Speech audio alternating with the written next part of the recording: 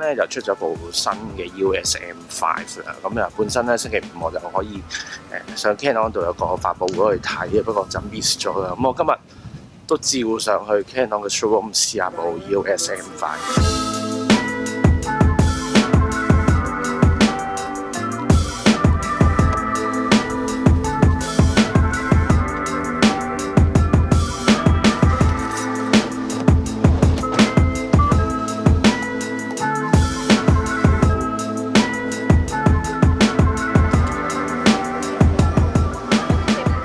爭啲撞車，黐線嗰啲 Benz 女司機 Sunday driver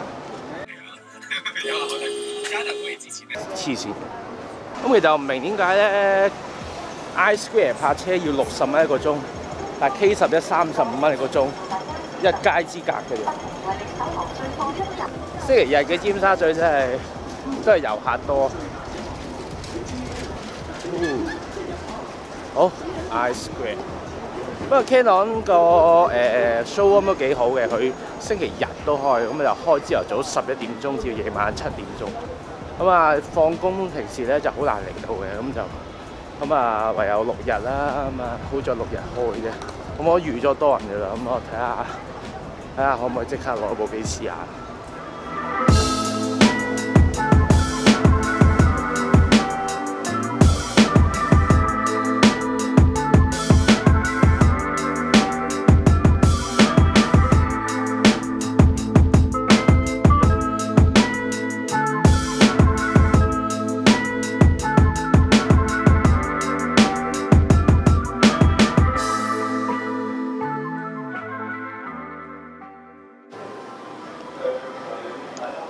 我覺得幾好揸，唔錯。佢呢個 grip 比以前 M3 大好多。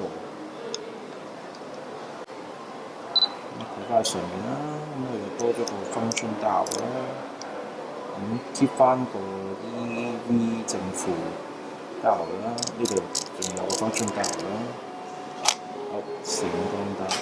咁另外最好咧，佢就內置埋個觀景。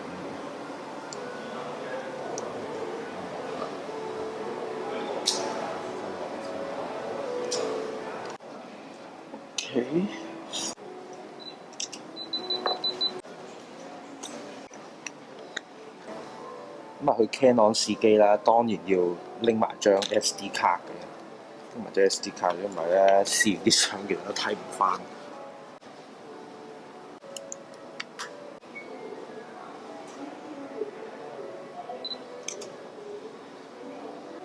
嗱，佢今次就轉咗做實體嘅 on off 啦，就唔係撳一個掣，同埋咧佢要撳住粒掣先可以轉個刀。咁啊，試下個短片功能先啦。咁我最主要都係用嚟拍短片。